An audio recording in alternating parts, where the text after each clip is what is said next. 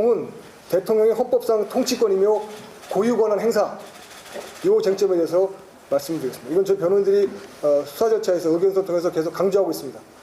대한민국 헌법 77조 제1항입니다. 거기에는 계엄 선포 요건에 대해서 규정하고 있고요. 대통령이 계엄 선포를 할 수 있다라고 정하고 있습니다.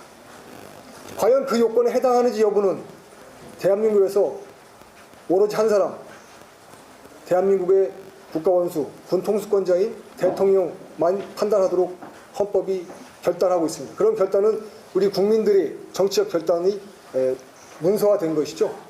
그래서 대한민국 헌법 77조 제1항에 따르면 비상계엄 선포의 요건이 충족되었는가, 선포할 것인가 말 것인가 하는 판단은 오로지 단 한 사람, 대통령만 할 수 있다는 것입니다. 다른 사람은 그에 대한 느낌이나 평가를 할 수 있겠지만 대신할 수는 없습니다. 그 점이 가장 중요한 쟁점이고요. 결국 그렇기 때문에 비상계엄 선포에 관한 대통령의 판단은 통치행위입니다. 통치행위라는 영역은 사법심사의 대상이 되지 않습니다. 수사의 대상이 되지 않고 또 재판의 대상이 되지 않는다는 말씀입니다. 지금 그런데 대한민국의 수사기관들, 공수처, 경찰, 그다음에 검찰이 전부 달려들어서 대통령을 수사하겠다고 나서고 있습니다. 이건 불법입니다. 그리고 영장재판도 지금 법원에서 하고 있습니다. 이것도 불법입니다. 변호인단의 명백한 입장입니다. 왜 그러한 통치권에 대해서는 사법심사나 수사 대상이 되지 않느냐? 통치행위라는 것은 정치행위입니다. 대통령은 국민으로부터 직접 선출된 정치인입니다. 그 정치적 책임을 국민에 대해서 직접 지게 되어 있습니다. 통치행위란 그런 개념적 요소를 갖고 있습니다. 그런데 그런 통치행위에 대해서 선출되지 않은 권력인 수사기관이나 법원이 판단하고 개입하게 되면 대통령의 정치행위를 판사나 검사가 하게 되는 것입니다. 그러면 검사가 정치행위를 하게 되고 결국 판사가 정치행위를 하게 되는 결과가 초래됩니다. 그렇다면 대한민국 헌법에서는 검찰과 법원의 중립을 대원칙으로 선언하고 있습니다. 그런데 판사나 검사가 정치행위의 판단에 관여해서 정치적 평가를 한다면 그 자체가 정치행위가 되기 때문에 정치적 중립성이 무너지는 것입니다. 그렇기 때문에 대한민국 헌법에서는 상권 분립을 규정하고 있고 통치행위에 대해서는 사법심사가 면제된다는 원칙을 선언하고 있습니다. 그런데 지금 현재 벌어지고 있는 수사는 대통령의 통치행위에 대해서 수사권을 발동하고 영장재판권을 발동하고 있습니다. 불법입니다. 이렇게 되면 사법부의 독립이 무너지면 이러한 정치적 행위에 관여했던 정치적 재판으로서 정치행위를 한 판사들은 그 정치적 책임을 져야 됩니다.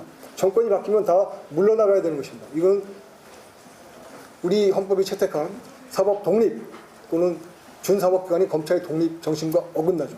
그래서 저희들은 거듭해서 불법 수사와 불법적인 영장재판 또 그 이후에 진행될 재판을 모두 중단할 것을 강력히 요구합니다. 그다음에 두 번째 쟁점입니다. 저희가 수사받는 과정에서 또 기사를 통해서 많이 보는 것 중에 하나가 계엄 준비 과정을 내란의 모의라는 프레임으로 조사를 하고 있습니다. 이건 명백히 잘못된 것입니다. 왜냐하면 계엄 선포 행위라는 통치행위를 내란으로 보기 때문에 그 전에 준비 행위를 모의, 그 다음에 그 후에 일어난 계엄 사무 수행 행위를 내란의 실행 이렇게 보고 있는 것이 현재 수사기관의 프레임입니다. 그러나 이것은 잘못됐습니다. 통치권 행사로서 대통령 고유 권한 행사로서 비상계엄 선포가 내란이라는 사실을 입증할 수 없기 때문입니다. 입증할 수도 없고요. 입증 방법도 없습니다. 그건 오로지 대통령이 혼자 하고 그 정치적 책임은 국민에게 직접 지는 그런 원리로 되어 있기 때문입니다. 따라서 계엄 준비를 위한 사전행위 이것들은 국방부의 통상 업무에 속합니다. 저희들이 확인해 보면 국군조직법에 있는 하위 대통령령인데요. 국방부와 그 소속 직제에 관한 대통령령이 있습니다. 거기 보면 제7조의 2에 기획조정실장이라는 직위가 있고요. 거기 직무가 수여되어 있습니다. 차관 밑에서 계엄에 관한 정무 업무를 수행하도록 되어 있습니다. 사망 제16호입니다. 결국 국방부에서는 계엄에 관한 업무가 통상의 업무에 속하는 것입니다.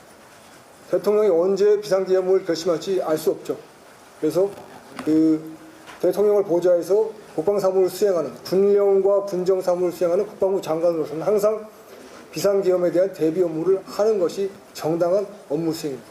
정당한 업무 수행을 내란 예비 음모라고 몰고 있습니다. 매우 부당하죠. 이걸 반대로 돌려주면 지금 국회에서 많은 국회 권한을 행사하고 있습니다. 탄핵을 하고 또 예산을 깎고 다 헌법에 규정된 국회 권한 맞습니다. 그런 권한 행사 자체가 또 다른 내란 행위가 될 수가 있습니다. 그렇기 때문에 권한 행사 자체로 통치권으로 인정되지 않으면 대한민국의 모든 기본 법 질서가 무너지게 되어 있습니다. 지금 여러 정당들이 국회에서 활동하고 있는데 그런 권한 행사가 전부 다 내란 행위라고 인정된다는 것이 타당한 일이라고 생각하지는 않으실 겁니다. 그래서 일단 계엄을 준비하기 위한 사무는 국방부의 통상사무다. 국군조직법에 의해서 명령된 수행사무다라는 점을 말씀드립니다. 그 다음에 또 한 가지 문제가 있습니다. 계엄이 선포된 이후에 수행하는 계엄 사무에 관한 얘기입니다. 그거는 통치권의 영역은 아닙니다. 그건 일반 사법심사의 대상이 되는 행정행위의 영역입니다. 그건 맞습니다. 그런데 지금 그걸 섞어서 계엄 선포 행위와 계엄 선포 이후에 국방장관이 수행하는 계엄 사무를 섞어서 마치 무슨 내란 행위인 것처럼 몰고 있습니다. 이거는 옳지 않습니다. 계엄 선포 행위와 그 이후에 수행되는 계엄 사무 수행, 이거는 구별됩니다. 다시 말씀드리지만 계엄 선포 행위는 사법심사의 대상이 되지 않습니다. 통치 행위입니다. 그러나 그 이후에 수행하는 계엄 사무는 사법심사의 대상이 됩니다. 그거는 단순한 행정행위입니다. 법적으로 책임을 질 수 있습니다. 예컨대 계엄군들이 계엄 사무 수행하다가 국민의 재산을 손괴했다 또는 국민의 신체에 위해를